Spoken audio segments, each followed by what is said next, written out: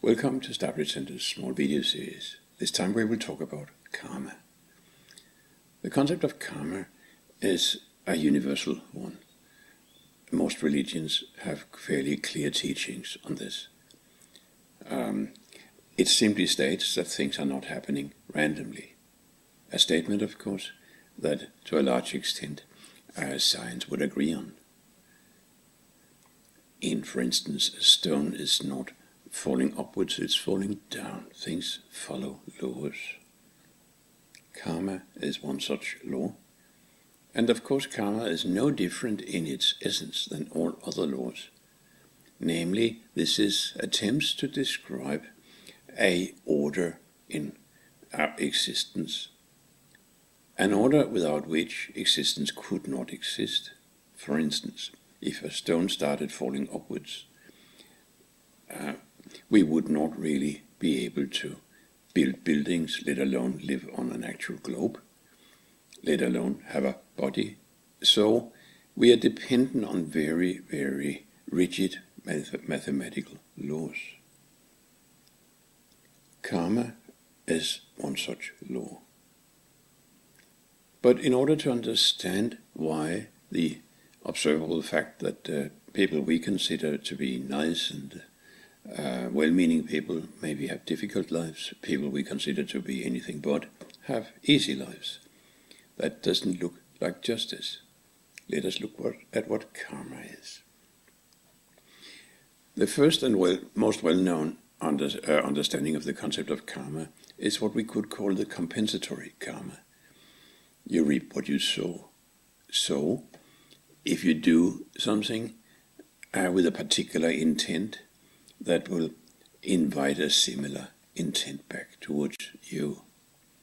This works somewhat. But as most people that have tried to be nice towards angry people know, it does not always work. So, the compensatory karma, as much as it's important, as much as it is common, it is not a full explanation. But then, in order to understand the rest, it becomes a bit more complicated. And yes, the different philosophical schools have different solutions to this. The most radical one is shit happens.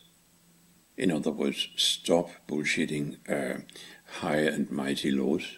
Simply acknowledge things are not always good. They just happen. It does not necessarily mean that there's a deep and meaningful reason. I beg to differ, but it certainly is the way it looks sometimes. In order to understand the strange distribution of good and bad fortunes, the easiest understanding is to look at mankind as connected and look at yourself as not just this life, but that you are a part of a chain of lives. If we look at ourselves not just as a one-off, but as a chain, well, then whatever you are harvesting this life is of course dependent on whatever you have been sowing this and other lives.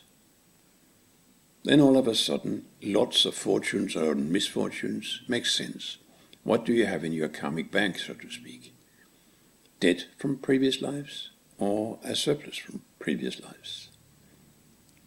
Also, if we look at mankind as interconnected,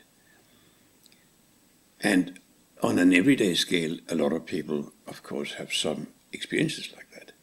I mean, you try to carry the burdens of a loved one, and maybe you're so good at it so the loved one doesn't really see that you subtly has been starting doing some of the shopping or whatnot, just to take away some of the pressure.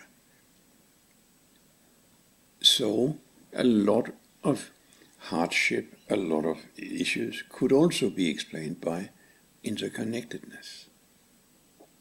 Personally, I believe both in past lives and in interconnectedness. But I honestly believe this has to be an individual process. Do not believe it just because somebody else believes it. My own approach to these things were, Until I have an inner experience of it, it's a theory. It's a meaningful theory. It's a nice theory. I know that much more bright minds than me have that theory. But until I can feel it within, it's a theory. Frankly, I think in the spiritual area we do need a scientific approach, so we are not gullible towards smooth talkers. Still, the law of karma states things are happening for a reason. This could be a reason from this life. This could be a reason from another life. This could be a reason because of the interconnectedness with mankind. There's further laws. We could also talk about progressive karma. This is a confusing concept and is very difficult to differentiate. Do you have a progressive karma or a compensatory karma? Progressive karma means what happens for you is actually creating progress. Means that your soul is refining itself towards a faster vibration, towards higher consciousness, towards meeting with the divine, whatever name you prefer.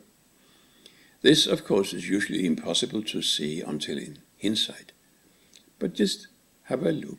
How often can you look back at some hardship and realize, I learned so much? So was it good or bad that you went through this? So this is progressive karma.